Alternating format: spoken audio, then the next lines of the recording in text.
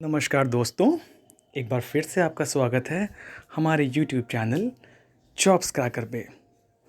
Please do like and subscribe our channel if you haven't done till now. और हाँ, comments करना ना भूलें अगर आपको लगता है कि आपको किसी भी टॉपिक के बारे में इंफॉर्मेशन चाहिए जो कि आपको कहीं से नहीं मिल पा रही है, तो वील इंश्योर कि हम आपको सारी रेलेवेंट इंफॉर्मेशन प्रोवाइड करें हमारी पूरी टीम के साथ। तो बस आपको हमको कमेंट करते रहना होगा so that we can help you out time by time. तो today I am going to tell you about the problems that people generally made while preparing for IIT JEEs। देखिए IIT JEE क्या है, आपको पता है कि India के top most जो टेक्निकल इंस्टीट्यूट्स हैं वो हमारे IITs ही हैं। IIT Kanpur, IIT Madras, IIT Delhi, IIT Mumbai, then IIT Roorkee, IIT Kharagpur. These are some of the prominent IITs that people desire to go for। तो उसके लिए आपको बहुत ही एक एप्रोप्रिएट और ऑप्टिमम लेवल ऑफ प्रिपरेशन चाहिए होती है। तो अगर आप उस प्रिपरेशन के साथ साथ कुछ हमारे जो एक सेट ऑफ प्रोटोकॉल्स अगर आप फॉलो करते हैं तो definitely it will help you a lot while preparing for IIT JEEs। कुछ आप इसको समझ लो कि ये एक बायलॉज है एक IITs के। तो सबसे पहले तो जो आपको करना है कि आप सिलेबस का प्रिंट आउट निकालिए और बिना सिलेबस के जाने आप कोई भी चीज़ उठा के मत ऐਵੇਂ ही पढ़ने लगे कि हाँ आज ये पढ़ना है। याद रखिए कि IIT के काफ़ी कुछ ऐसे सिलेबस है जो कि 12th में भी इंक्लूडेड है और कुछ ऐसा पार्ट है जो कि 12th में इंक्लूडेड नहीं है, तो उसको आपको फोकस करके आपको खुद से थोड़ा सा पढ़ना पड़ेगा। दूसरी चीज़ क्या है, रूटीन फॉलो नहीं करना। हाँ, पहली बात तो ये कि जो हमारे कैंडिडेट्स हैं, जो एप्लीकेंट्स हैं, वो शुरू में जोश जोश में पूरा एकदम जॉट करते हैं अपना पूरा रूटीन कि हाँ मुझे ये करना है ये करना है, बट उसको सेल्डम फॉलो करते हैं। कभी कभार ही ऐसा होता है जो कि फॉलो करता है। तो केवल रूटीन बनाने से कुछ नहीं होता है, आपको उसको फॉलो भी करना चाहिए। और फॉलो आप जब करेंगे तभी आप उसकी एक एक निटी-गिटीज़ को समझेंगे और आगे उसी तरह से आप कार्य करेंगे। क्योंकि बच्चे क्या करते हैं कि पूरा। और हाँ, एक चीज़ मैं और कहना चाहूँगा कि आप एक्स्ट्रा फोकस किसी चीज़ को मत दीजिए, क्योंकि उसके चक्कर में आपका बाकी सिलेबस लैग कर जाता है। इक्वल वेटेज आप हर एक चीज़ को दीजिए कि फिज़िक्स को भी हाँ इक्वल वेटेज देना है, केमिस्ट्री को भी उतना देना है, मैथमेटिक्स को भी उतना ही देना है, क्योंकि सारा इक्वल वेटेज पेपर में भी इक्वल वेटेज ही होता है। ठीक है। तीसरा चीज़ क्या है, कई तरह की किताबों को पढ़ना। ये सबसे बड़ी एक भूल है जो कि हमारे डियर स्टूडेंट्स करते हैं। उन्हें लगता है कि हम जितना ज़्यादा बुक्स पे हावर ओवर करेंगे उतना ज़्यादा हमको चीज़ें अच्छे होगा, लेकिन ये बहुत गलत प्रैक्टिस है।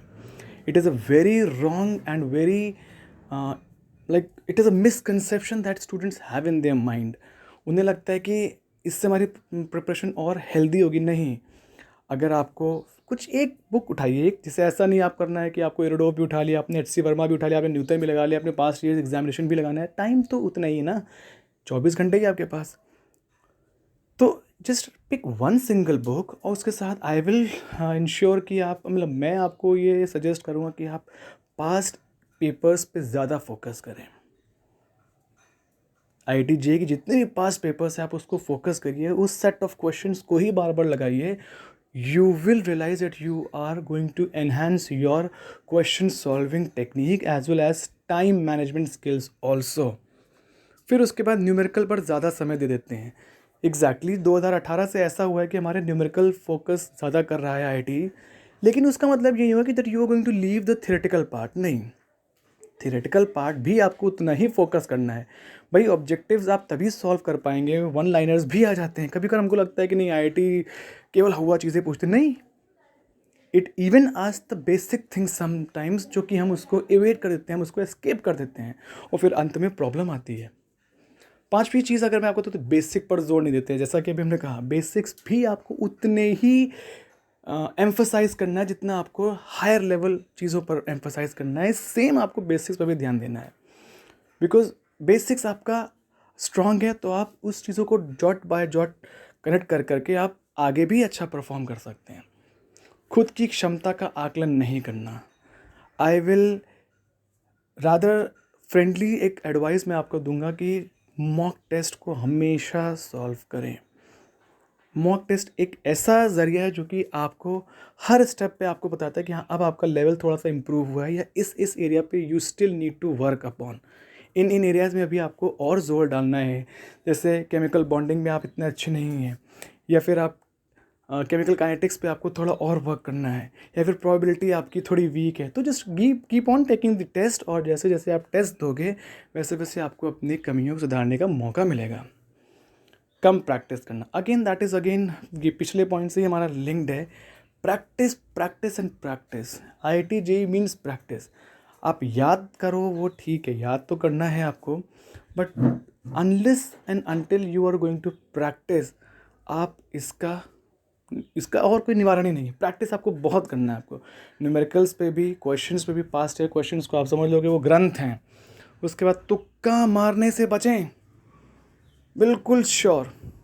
If you are a real exam कि अगर आप रियली में प्रिपेयर अच्छे ढंग से कर रहे हो, तो मैं आपको कहूँगा कि आप तुक्का बिल्कुल ना मारें, क्योंकि ये आपको नेगेटिव मार्क्स फैच कर सकता है। जिस पे आप फुल्ली कॉन्फिडेंट हो 100% अटेंड दैट क्वेश्चन ओनली, और जिसको आपको थोड़ा सा भी डाउट है आप उसको किनारे रख दो।